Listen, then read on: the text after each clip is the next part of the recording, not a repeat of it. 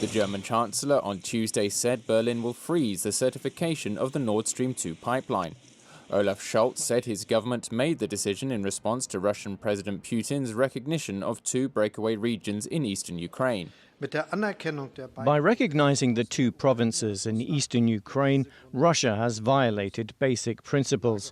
The situation today is therefore entirely different. It is now up to the international community to react to these one-sided, incomprehensible and unjustified actions by the Russian president. Without certification, the gas pipeline from Russia to Germany can't start operating. It's a significant development as successive German governments have defended the pipeline, despite strong pressure from the US and European countries on the grounds it increases Europe's energy dependence on Russia. Germany's move comes as Europe started taking punitive measures against Moscow. EU officials said on Tuesday that ministers are close to agreeing on sanctions that would put politicians and officials on blacklists, ban trading in Russian state bonds, and target imports and exports with separatist entities. The Lithuanian foreign minister says he sees parallels now playing out to when Russia took over the Crimean Peninsula in 2014.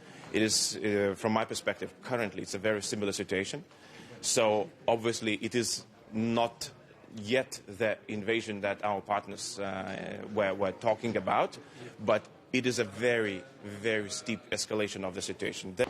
The White House is now calling Russian moves on Ukraine an invasion. It comes after some Western leaders, including the EU's foreign policy chief, say that Russian troops have moved into rebel-held areas in eastern Ukraine. Western leaders have long warned Moscow would look for cover to invade. And just such a pretext appeared to come on Monday. Putin recognizes independent 2 separatist regions in eastern Ukraine, where government troops have fought Russian-backed rebels in a conflict that has killed over 14,000 people. The Kremlin on Tuesday raised the stakes further by saying that recognition extends even to the large parts now held by Ukrainian forces. The Kremlin, though, hasn't confirmed any troop deployments to the rebel east. Its spokesman said on Tuesday that it hoped Russia's recognition would help restore calm and that Moscow remained open to diplomacy.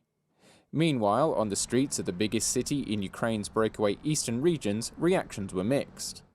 Some Donetsk residents expressed joy over Russia's decision to recognize their independence.